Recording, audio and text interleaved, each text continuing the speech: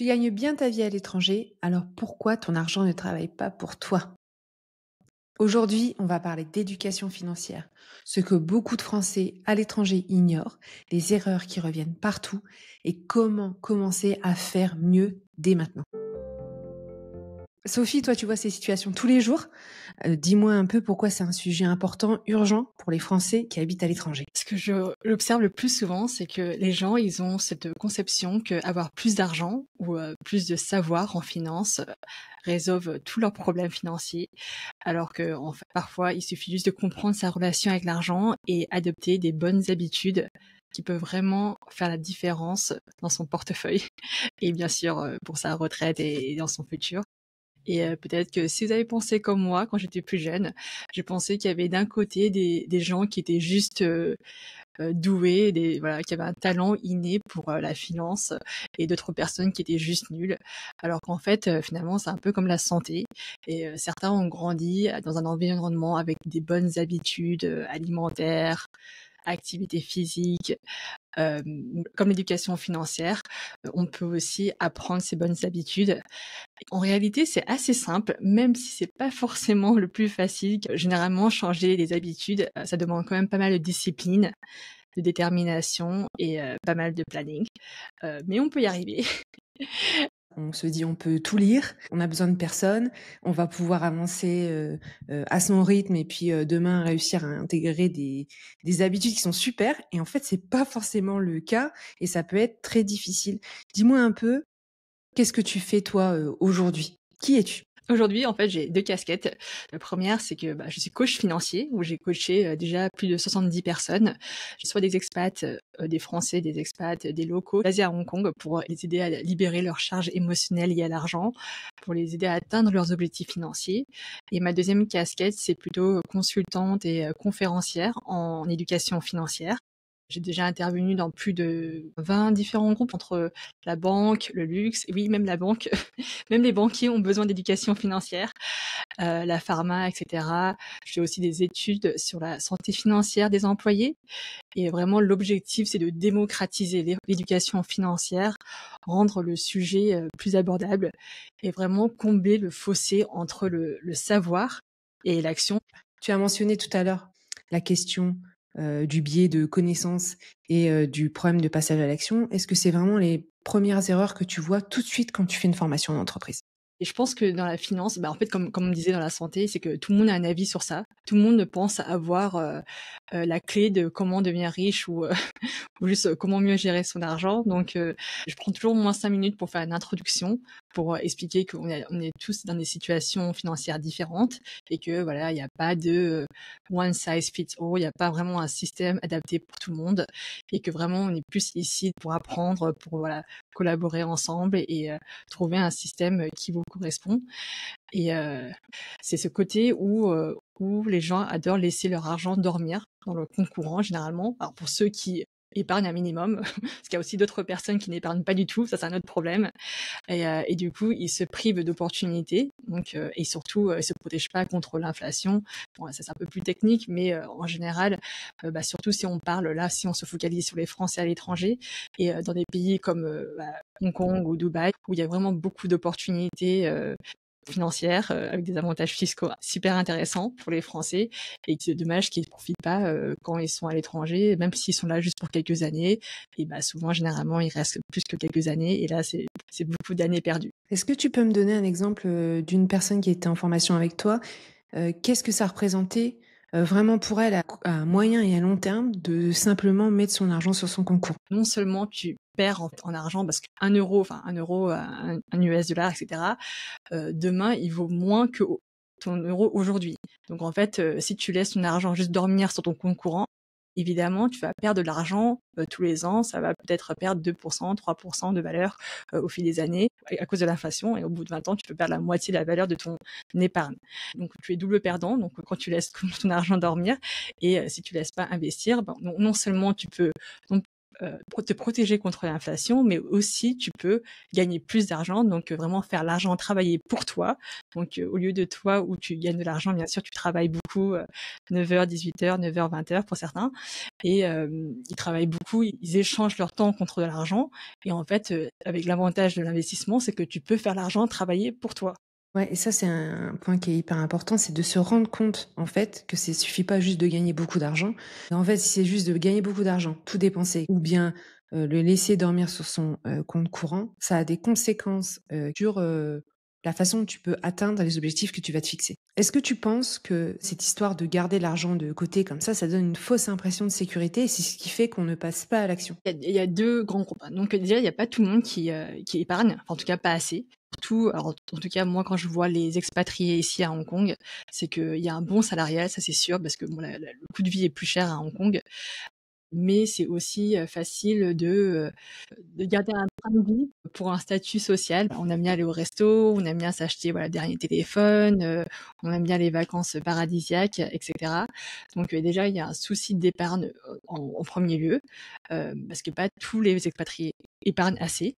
Donc ça c'est un premier sujet. Et ceux qui épargnent et qui n'investissent pas et qui laissent juste dormir leur argent sur leur compte, je dirais que c'est souvent lié à plutôt à un rapport à l'argent qui est très focalisé peut-être soit sur la sécurité et, et il faut creuser pour savoir pourquoi ils le font pas. C'est une question de manque d'intérêt, c'est une question de temps, c'est une question de parce que mes parents ont investi, ils ont perdu de l'argent, ou autrefois j'ai été au chômage et pendant voilà j'ai galéré pour avant de trouver un boulot, donc il me faut un matériel de sécurité de 1 an, 2 ans de salaire.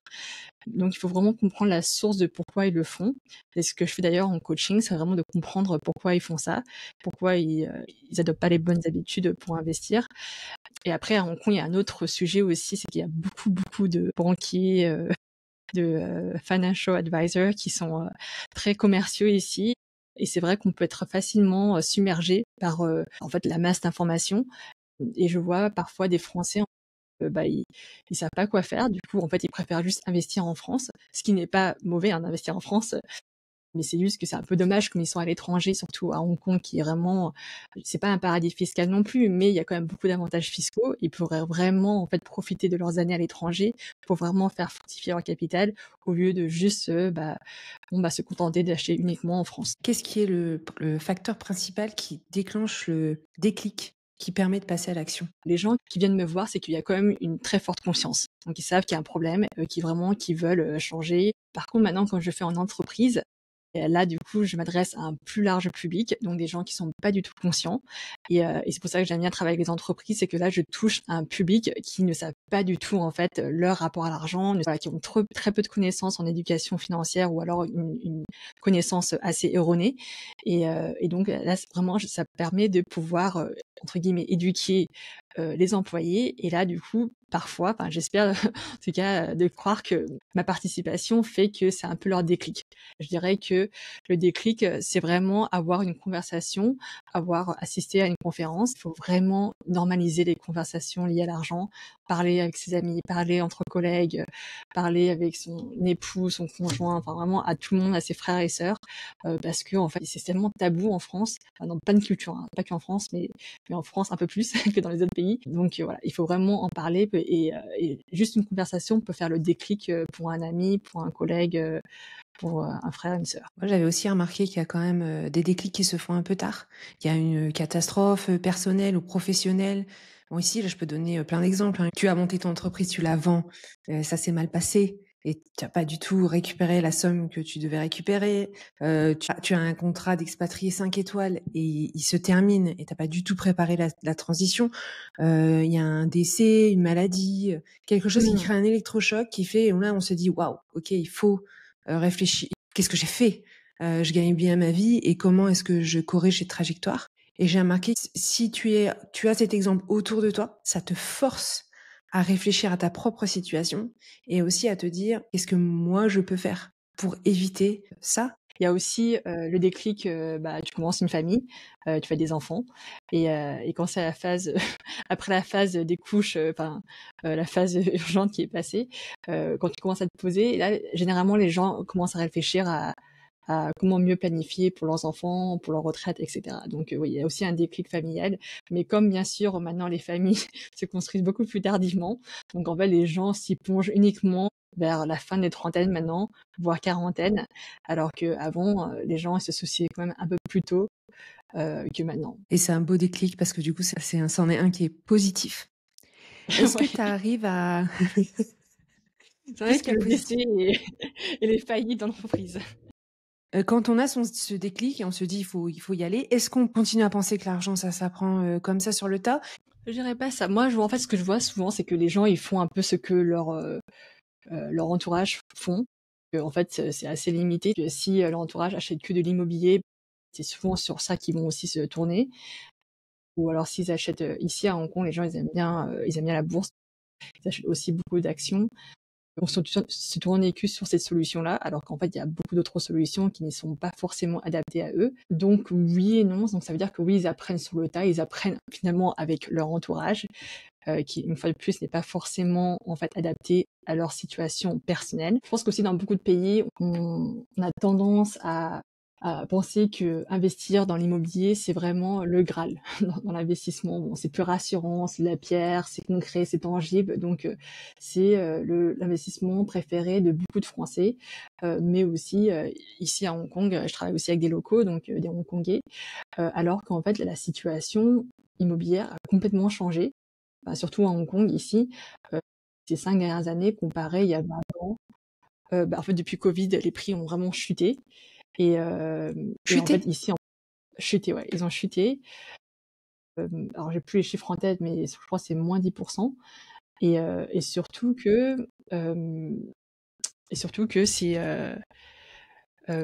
ici, c'est pas des taux, les taux des prêts, c'est pas des taux fixes. Donc, c'est des taux qui varient.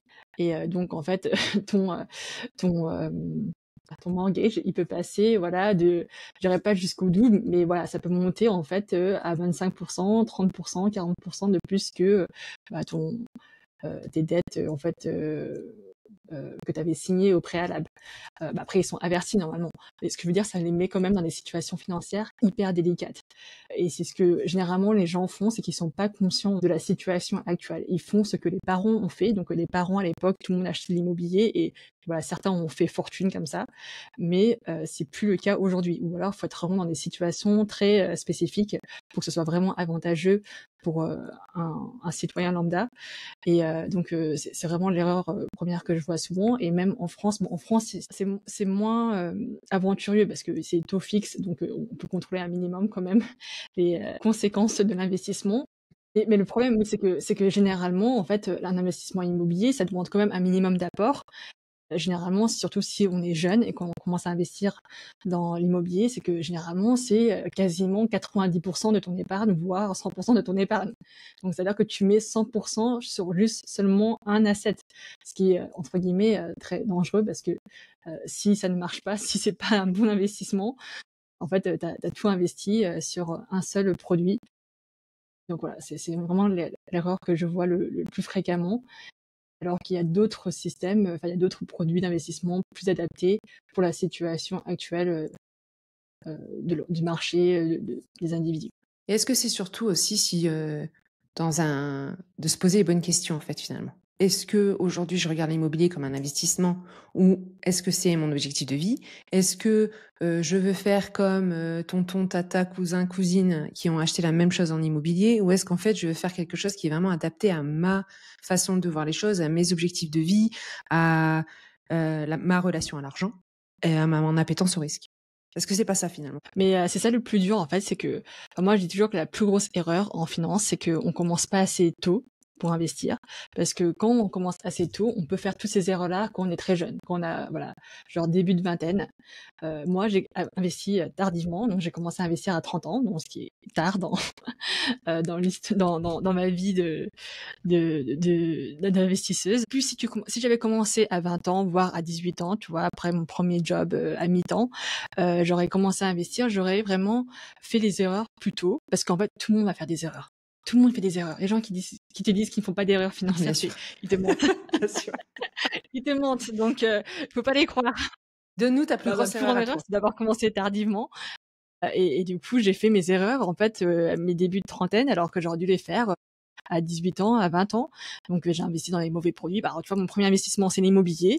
Et maintenant, je suis coincée parce que, parce que mon immobilier n'a jamais pris de valeur. Et en plus, j'avais investi en France. Donc, ça veut dire que, mon bien n'a jamais pris de valeur. Avec tous les frais de notaire, etc. Bon, finalement, si je revends maintenant, je perds de l'argent. Donc, tu vois, bref. Et tout ça pour dire que c'est pas le cas pour tout le monde. Il y a des gens qui gagnent de l'argent, je sais, avec avec l'immobilier. Mais tout ça pour dire que voilà, si j'avais commencé à 18 ans, 20 ans, peut-être que j'aurais pas acheté l'immobilier, mais j'aurais peut-être acheté des actions parce que j'ai aussi fait des erreurs avec mon investissement dans les actions, dans la crypto, etc. Mais j'aurais quand même fait tôt, tu vois, j'aurais fait toutes ces erreurs plus tôt. Et parce que quand t'es jeune, tu penses que voilà, tu sais tout, tu penses que t'es invincible et que voilà, de toute façon t'as le temps, même si ça crache, ça va recouvrir, le marché il va être va se rétablir. Et Les montants sont aussi peut-être moins importants que quand tu commences à investir à 40 ans. Parce que tes revenus sont aussi moindres. oui, oui, oui, oui. Bah bon, après, je pense que le rapport à l'argent quand t'as 18 ans, tes 100 euros, tu peux pas perdre Oui, tes 100 c'est euros non énorme. plus. Donc, mais voilà, tout ça pour dire qu'il il faut vraiment commencer tôt pour en fait connaître son style d'investissement. Sont vraiment quelles sont tes valeurs, quelles sont en fait ton appétence au risque, mais aussi en fait quel sujet t'intéresse, parce qu'en fait c'est pas pour tout le monde. Finalement l'investissement c'est pas pour tout le monde. Alors, pas tout le monde veut lire les infos, voilà Financial Times, l'Économiste, bref c'est pas vraiment la tasse de thé pour tout le monde. Je connais pas forcément tous tes objectifs de vie à 20 ans, mais voilà, peut-être que tu as quand même une sorte de direction. Donc, c'est bien de comprendre, en fait, aussi, de savoir, de faire une introspection de ce que tu veux, de ce que tu souhaites, des objectifs de vie, des objectifs financiers, de comprendre tes biais. Donc, on parlait de biais tout à l'heure, mais en fait, dans la finance, il y a énormément de biais entre biais de confirmation, biais de présent. Enfin, il y a plus de 150 biais cognitifs et qui vraiment ça impacte notre gestion de finances et d'investissement. Donc il faut vraiment être conscient de tout ça. Et la seule façon pour être conscient de tout ça, il faut commencer à investir très jeune et faire les erreurs très jeune. Comme ça, quand tu es à la fin de vingtaine, 30 ans, tu sais déjà ce que tu veux, tu as déjà fait toutes les erreurs que tu as fait, et du coup, tu peux vraiment ensuite planifier pour ta vie. Là, tu planifies sur le long terme, sur ta retraite, voilà, si tu as des enfants, si tu veux voilà, planifier pour leurs études, etc. Généralement, les gens, quand ils viennent me voir, ils pensent que la finance, c'est uniquement l'investissement, mais en fait, c'est aussi comment gérer ses revenus, son épargne, comment mieux dépenser, comment dépenser plus consciemment. Ça peut être aussi lié à tout ce qui est comment gérer ses taxes, comment optimiser ses taxes. Donc, il y a plein de sujets, en fait, dans la finance qui n'est pas forcément uniquement lié à accroître son argent. C'est comment aussi mieux gérer son budget, tu vois. Est-ce que à Hong Kong, tu vois exactement la même chose, que ce soit dans les Français qui vivent à Hong Kong ou dans les Hongkongais en eux-mêmes, toutes ces questions de rapport à l'argent? Pas tout à fait. Non, les Hongkongais, enfin les Hongkongais, les Chinois, ils ont une réputation pour aimer l'argent, contrairement aux Français. D'ailleurs, je suis tombée sur une étude hyper intéressante. Je crois que c'était l'IFOP qui avait fait ça, qui avait dit qui avait demandé aux Français à quoi ils associaient l'argent. Et je crois qu'il y avait 30% qui associaient l'argent à la nuisance. Donc, comme quoi, c'est quelque chose de assez négatif quand même. Et alors, à Hong Kong, les gens, non, les gens, je dirais pas que l'argent c'est la vie, mais c'est vrai qu'ils ont un rapport quand même totalement différent à l'argent. Mais ce qui est intéressant, c'est que c'est une généralité, c'est-à-dire que c'est quand même pas tout le monde. Bien sûr, il y a des exceptions, et c'est comme bizarrement, c'est moins tabou à Hong Kong. Alors, tu vois, entre collègues, ils parlent d'argent ici, mais ils parlent souvent d'investissement. Ils parlent pas vraiment de leurs problèmes d'argent. Ils parlent surtout de qu'est-ce qu'ils investissent. Il y a aussi ils ont un vrai plaisir au jeu, donc ils aiment bien ils aiment bien le jeu, quoi. Ils aiment bien miser sur une action. Donc c'est pour moi, c'est pas vraiment de la planification financière, c'est vraiment en fait du gambling, quoi. C'est du jeu. Et en fait, un pari qui ils misent tout sur un stock. C'est un autre problème en fait à Hong Kong qu'ils ont. En moyenne, je vois quand même qu'il y a une plus grande habitude d'épargne, mais ça c'est aussi culturel. C'est le fait qu'aussi à Hong Kong il n'y a pas de retraite. Il y a une retraite, mais c'est tellement minime que il y a quand même une conscience qu'il faut un minimum faire d'efforts très jeune, et aussi il n'y a pas de chômage. Donc c'est-à-dire que quand tu n'as pas de travail, quand tu es sans emploi, tu es tout seul. Donc généralement, les gens sont un peu plus conscients de ça. Mais une fois de plus, ça veut pas dire que les gens sont tous bons en finance. Et de deux, bah voilà, comme je dis, ils adorent les paris. Ça veut pas dire qu'ils savent vraiment planifier sur le long terme. Ils aiment bien voilà, miser sur des actions, sur des stocks individuels, ce qui est très dangereux. Je ne conseille ça à personne. C'est hyper dangereux. Est-ce que toi, tu as vu des gens dans ta formation qui partagent quand même ouvertement j'ai perdu, je sais pas, 10 000 € sur cette action parce que j'ai tout parié sur celle-là? Est-ce qu'ils parlent quand même de leur échec ou de leur perte au jeu? J'ai envie de l'appeler au jeu parce que finalement, en fait, c'est un jeu. C'est plus Ah oui, oui, un c'est tout à fait un investissement. jeu. Ouais. Et- Oui, oui, alors oui, bah, les gens qui viennent me voir à titre individuel, ils sont assez, enfin, ils sont assez ouverts. Généralement, ils me montrent vraiment toutes leurs finances, hein. Donc, ils me montrent leurs revenus, leurs dépenses. Donc, vraiment, il y a une transparence totale. Bien sûr, quand je fais des conférences en entreprise, là, personne va parler de leurs problèmes personnels, ni de leurs dettes, ni de leurs paris. Mais oui, quand c'est en one-to-one, en individuel, les gens, ils me disent tout. On n'a pas le même problème entre les Français et les locaux, mais c'est aussi un autre problème. Une fois de plus, c'est pas tout le monde, hein. C'est pas tout le monde qui fait ça.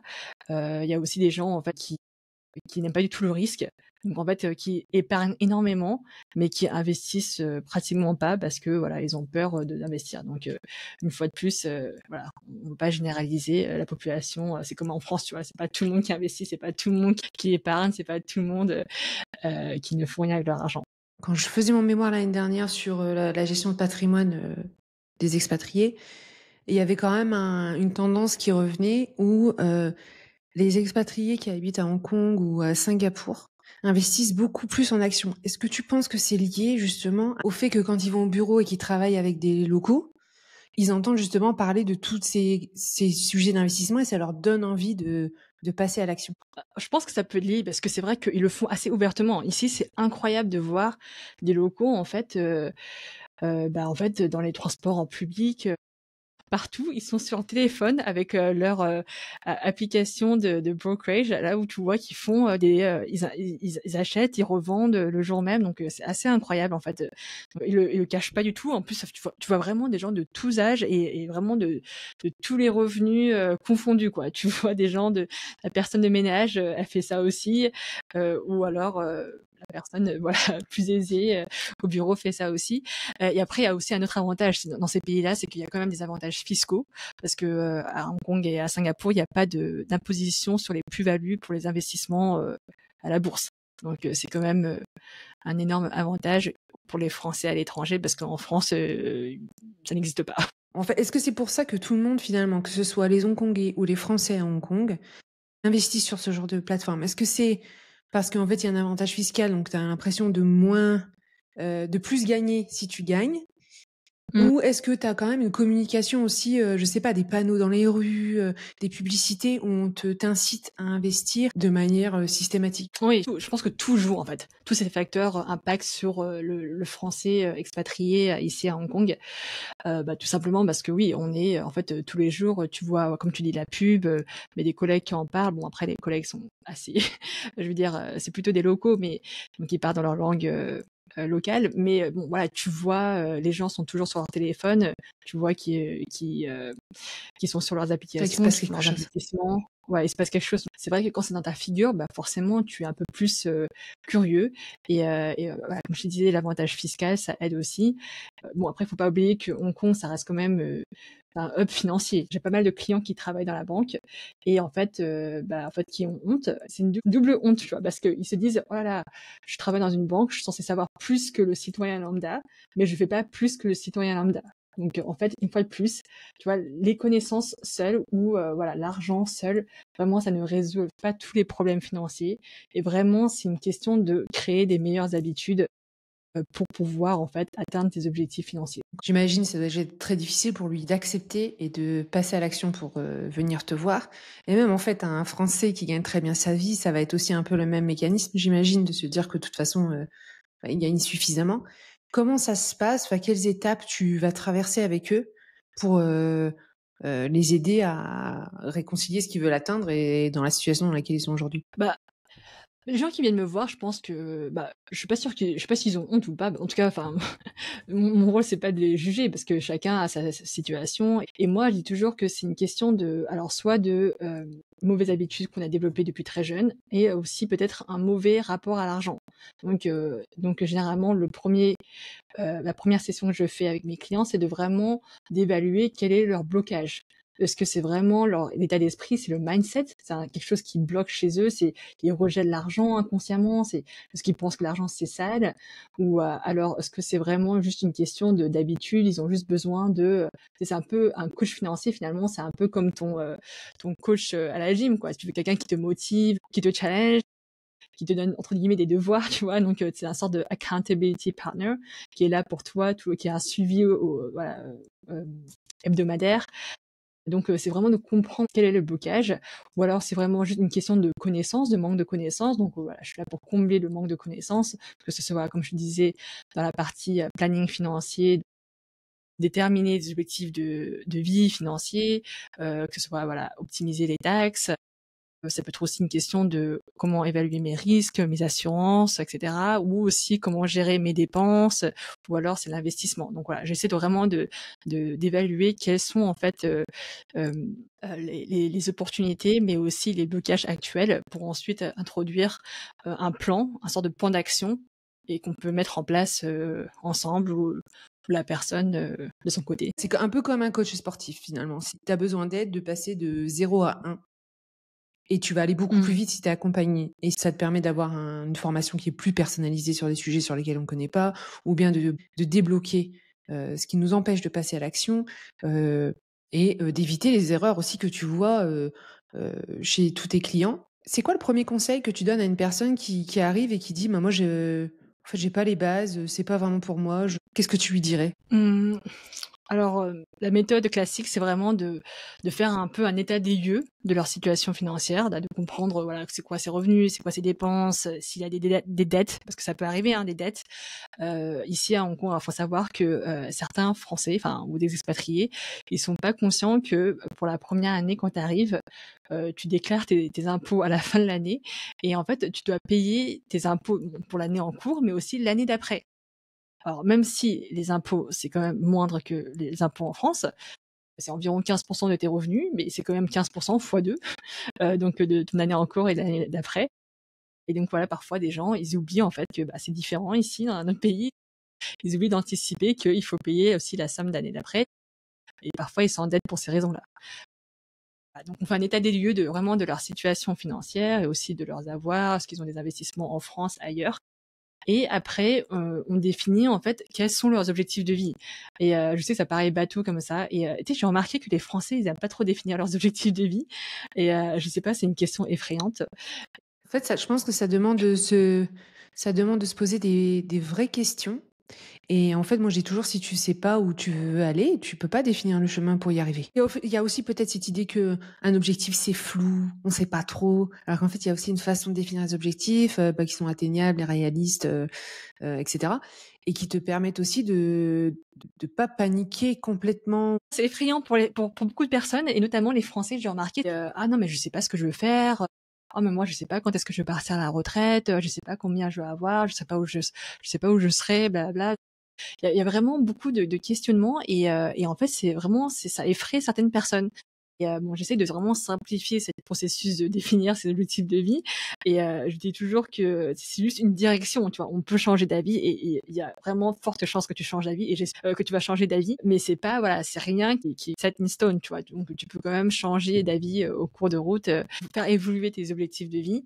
C'est comme au travail. Imagine que tu vas travailler tous les jours mais t'as pas d'objectif. Et en fait, comment tu peux faire ton rendez-vous de performance annuelle avec ton chef parce qu'en fait, en fait, au travail, je sais pas ce que je fais, quoi. Je fais ce qu'il y a, je réponds aux emails, mais voilà, j'ai pas trop d'objectifs, j'ai pas de KPI. C'est un peu la même chose. Donc, j'encourage les gens fortement à écrire. Enfin, je les force à écrire des objectifs de vie. S'ils sont en couple, s'ils sont en famille, de le faire avec leur conjoint, leur conjointe. Et parce que c'est vraiment juste pour avoir voilà une direction. Tu vois, c'est même pas vraiment quelque chose que tu vas forcément réaliser, mais c'est pour avoir une direction. Et tu peux définir ensuite tes objectifs financiers après que tu as défini tes objectifs de vie. Parce que quelqu'un qui veut partir à la retraite et dépenser, genre, je dis n'importe quoi, hein, mais genre 2000 euros par mois versus peut-être un expatrié veut dépenser à sa retraite 5000 euros par mois ou 10 000 euros par mois même, bah, ça va pas du tout être le même plan financier. Donc en fait, si tu me dis pas quels sont tes objectifs, je serais incapable de te dire si ce que tu fais aujourd'hui est bien ou pas. Parce que ça, c'est aussi très typique. Les gens, ils viennent me voir, ils me montrent leur portefeuille d'investissement. Ils me font ah, c'est bien ou pas ça, Sophie? Bah en fait, dis-moi ce que tu veux. C'est quoi tes objectifs de vie? Comment tu envisages ta retraite? Je sais qu'il y a des questions, tu peux pas tout répondre. Une des questions de retraite qu'on se pose, c'est combien d'années je vais vivre? Donc, tu peux te baser sur les statistiques nationales. Donc, voilà, 85 ans, 90 ans. Tu peux te baser sur ton historique de tes parents, grands-parents, de combien d'années ils ont vécu. Enfin, tu vois, c'est vraiment très personnel. Quand tu partiras à ta retraite, on va dire 65 ans, parce que c'est l'âge légal dans beaucoup de pays. C'est partir 20 ans à la retraite, de 65 ans à 85 ans, c'est pas la même planification financière que si tu penses que tu vas vivre jusqu'à 100 ans. Tu vois, ou voire plus. Tu vois, les études qui ont montré que les gens de mon âge vont vivre jusqu'à 120 ans. Donc, ça veut dire que j'ai 60 ans d'années à planifier après ma retraite. C'est énorme.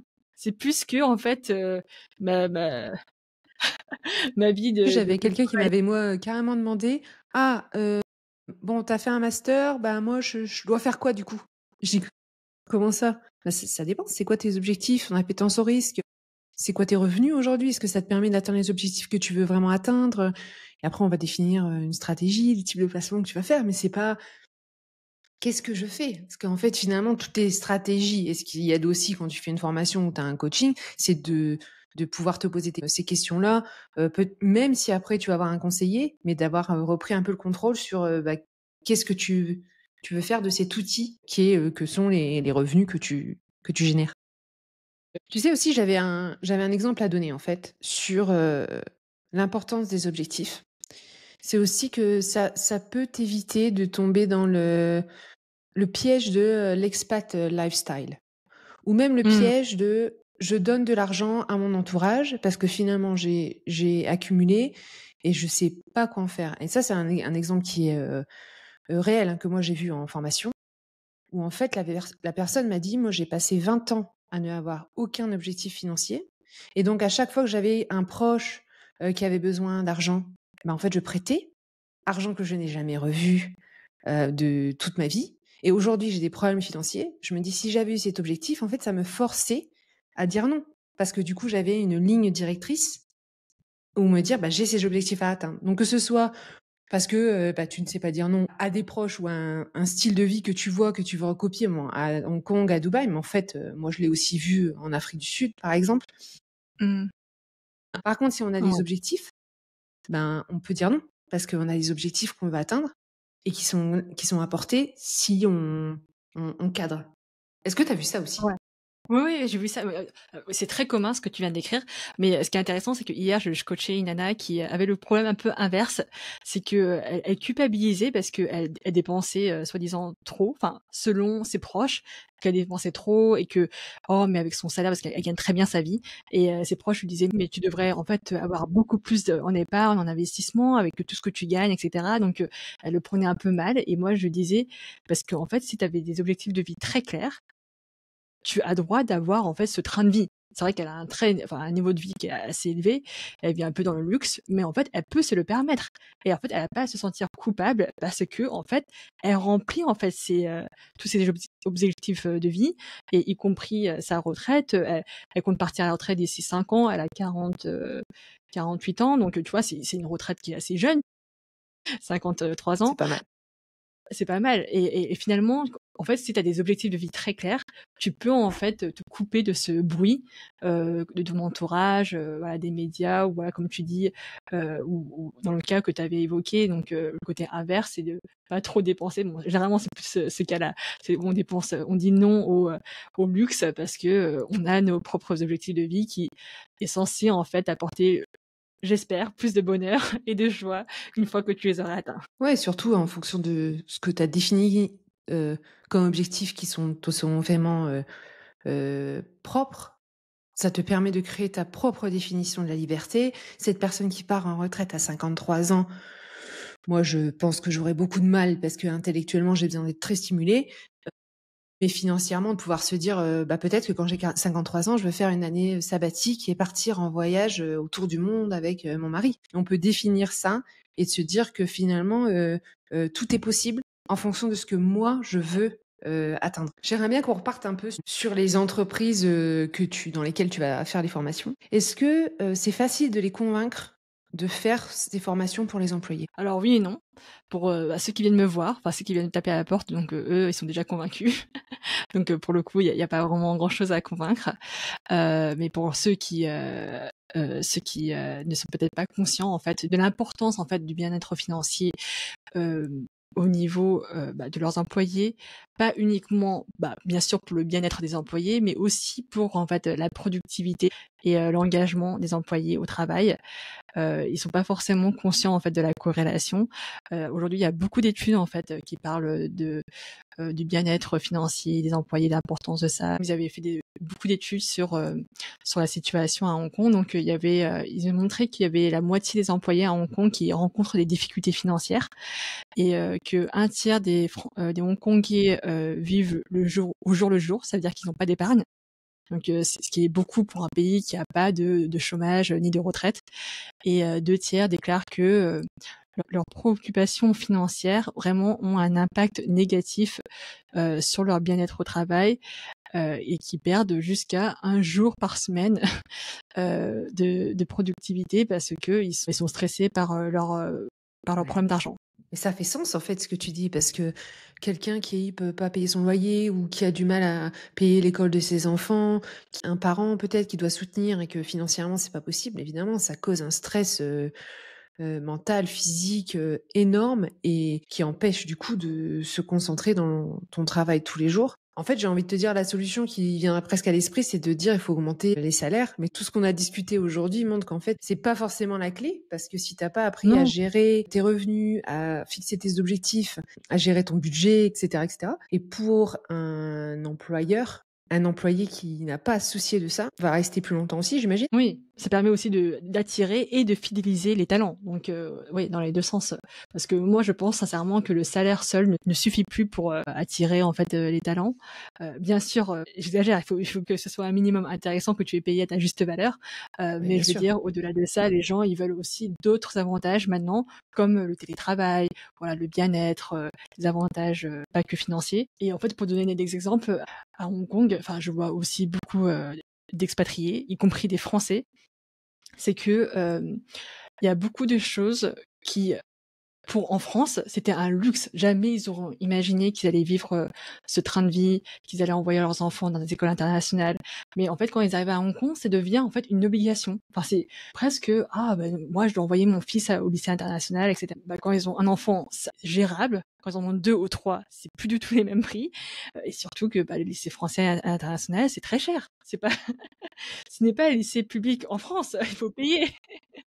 Il faut payer. Donc, pour donner une ordre de grandeur, c'est beaucoup plus cher qu'une école de commerce en France. Hein. Donc là, on parle de niveau primaire. Hein. Donc si c'est chaque année, ça monte très vite les prix. Et j'avais un client français qui me disait que quand je reçois mon salaire, j'ai 10 000 € qui partent directement entre mon loyer, mes 3 enfants à l'école, au lycée français. Alors ici à Hong Kong, il y a toute une culture de helper, enfin de domestiques qui vivent à la maison pour aider les parents. Quand ils enlèvent toutes leurs dépenses nécessaires selon lui, parce que il est habitué à ce train de vie, il a moins 10 000 € en fait en début de mois. Il gagne plus, mais mais en fait il gagne plus, mais pas énormément plus. Pour lui, il ne vit pas dans le luxe.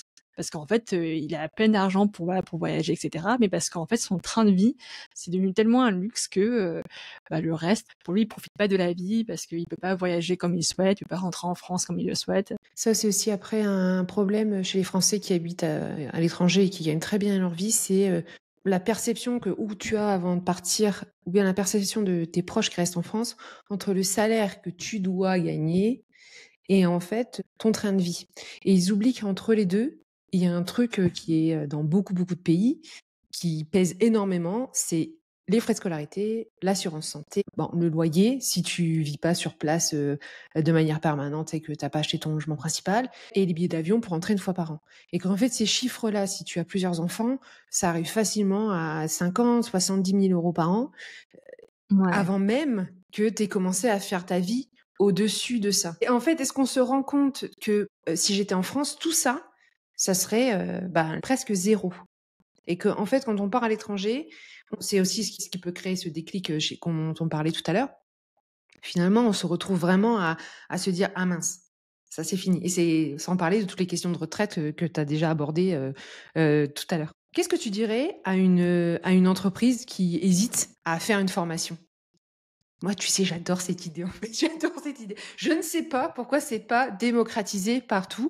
Et pour être honnête avec toi, bon, il y a des entreprises qui font quand même des conseils fiscalité, par exemple, aux Français qui travaillent dans leur filiale. Souvent, ça s'arrête là. Quel est l'argument principal que tu donnerais aux entreprises pour passer à l'action?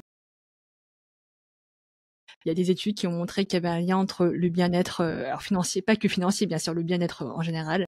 Mais bon, bien sûr, je suis un peu biaisée, donc je parle du bien-être financier et la rétention des employés. C'est vrai qu'à Hong Kong, les entreprises sont plutôt en fait conscients de ce problème et en fait, ils font pas mal de formations pour les employés. La seule critique que je dirais, c'est qu'en fait, ils font souvent appel à des conseillers en gestion de patrimoine ou des banquiers, etc. Ce qui n'est pas forcément mauvais, mais en fait, généralement, ils viennent ici. Alors, c'est pas moi qui le dis, hein, c'est mes clients qui me disent qu'ils font appel à des banquiers, des assurances, et en fait, ils pitchent leurs produits, ils vendent leurs produits, et en fait, les feedbacks des employés, c'est qu'ils sont assez mauvais. C'est ok, ils nous offrent, généralement, ils offrent des sortes de promotions. Ah oui, pour vous, on fait moins 5% ou des choses comme ça, et du coup, bon, ils sont pas dupes les employés, tu vois. Donc, ils savent très bien qu'ils sont là pour vendre leurs produits, donc ils sont pas forcément contents de la formation. Donc, il y a une conscience de ça, donc j'essaie plutôt d'éduquer plutôt cette partie d'éducation financière que j'appelle voilà, impartielle, unbiased. Moi, je suis affiliée à aucune institution financière. Je suis pas là pour vendre des produits. Je suis pas là pour référencer d'autres systèmes ou quoi que ce soit. Donc vraiment, c'est comment en fait avoir une meilleure relation à l'argent, comment mieux planifier. Une fois de plus, c'est pas que l'investissement, c'est comment mieux gérer son épargne, ses dépenses au quotidien, gérer les taxes. On n'a pas parlé de ça aussi, mais il y a aussi toute une partie de comment écrire un testament. Enfin, il y a plein de sujets en fait liés à la finance qui n'est pas uniquement faire fructifier son argent. Donc j'essaie Tu as d'éduquer sur raison de le tous les rappeler. sujets en fait de la finance. Il y a aussi estate planning, donc c'est vraiment aussi comment accompagner les personnes en cas de décès, mais aussi en cas d'incapacité mentale ou physique à gérer ses finances. Donc il y a tous ces sujets qui sont aussi importants. La santé financière, ce n'est pas que l'investissement, même si c'est un point important. Ouais, tu as raison de le rappeler parce que au final, on peut mettre énormément d'énergie à optimiser ses investissements et avoir quelque chose qui a l'air superbe d'un point de vue retour sur investissement, d'un point de vue fiscalité. Et puis finalement, on oublie toute cette partie de droit qu'on va développer de plus en plus dans les prochains épisodes avec des notaires, avec des avocats qui vont venir et qui vont présenter ces sujets dans le détail. L'éducation financière, c'est un sujet 360. Tous les sujets qu'on a abordés aujourd'hui, que ce soit d'un point de vue de l'éducation financière en entreprise et le levier que ça peut être pour les entreprises qui prennent ça au sérieux, l'importance de passer à l'action et de se faire accompagner quand on sent qu'on est bloqué et qu'on a peut-être accumulé des centaines de connaissances et qu'il nous manque le switch pour pouvoir passer de l'autre côté de la barrière. Et que finalement, avoir des gros revenus, c'est pas vraiment le plus important. Si on veut parler avec toi et passer à l'action, justement, comment te contacter? Vous pouvez me retrouver sur LinkedIn, donc c'est mon nom, Sophie O, tout simplement, ou sur mon site web, monnaiesophie.com. Donc c'est monnaie, comme argent, money, et Sophie, S-O-P-H-Y. Je voulais faire un jeu de mots entre philosophie et money, donc ça fait monnaie Sophie. Mais bon. Je voulais aussi rajouter un point qui était, je vois chez beaucoup de Français, mais pour beaucoup d'expatriés aussi, c'est que certains attendent genre vraiment le moment parfait pour pouvoir investir ou le moment parfait pour commencer à épargner ou gérer ses finances parce qu'il veut atteindre tel salaire ou voilà, telle situation de vie, tel âge aussi. Et une fois de plus, je parle vraiment que c'est important de développer des habitudes saines le plus tôt possible. Donc, comment tu fais ça? Et moi, je parle souvent de money date. Donc, c'est vraiment de te fixer des money dates avec toi-même ou avec un conjoint si vous êtes en couple. Une date où c'est vraiment non négociable, idéalement une fois par mois, mais ça peut être une fois par semaine si vous ressentez le besoin. Et où vraiment vous gérez vos finances, où vous checkez votre investissement, votre stratégie d'investissement, vous vous éduquez sur l'éducation financière, voilà, enfin un sujet de finance qui vous tient à cœur ou qui est une priorité actuelle. Vraiment, c'est pour moi la première chose à faire pour développer une habitude financière, comme vous ferez pour votre activité sportive. Je te remercie, c'est un super tips pour clôturer l'épisode. Alors n'hésitez pas à contacter Sophie, je mettrai les détails dans la description. Merci à tous et je vous donne rendez-vous au prochain épisode.